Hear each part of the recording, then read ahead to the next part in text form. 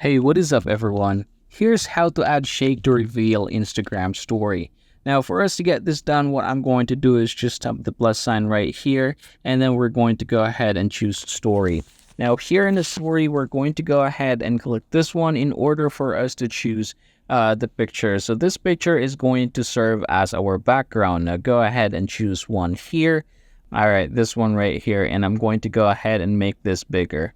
Now, after doing so, you're going to go ahead and click this one right here. This is the sticker, and you're going to look for frames. Go ahead and click this one, and then here you're going to go ahead and put an image that you want to be hidden. Say, for example, this one right here. Now, go ahead and add caption here. I'm just going to go ahead and write here, guess the picture, and then I'm going to go ahead and tap this one. And then you should be able to read it here. People can shake this photo to reveal it. Now, I'm going to go ahead and basically click this one right here, and then I'm going to go ahead and tap the share button. Click done.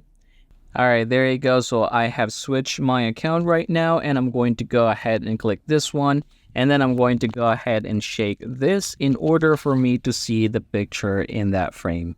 And yep, that is how you are going to get this done, everybody. I hope this video helps you out.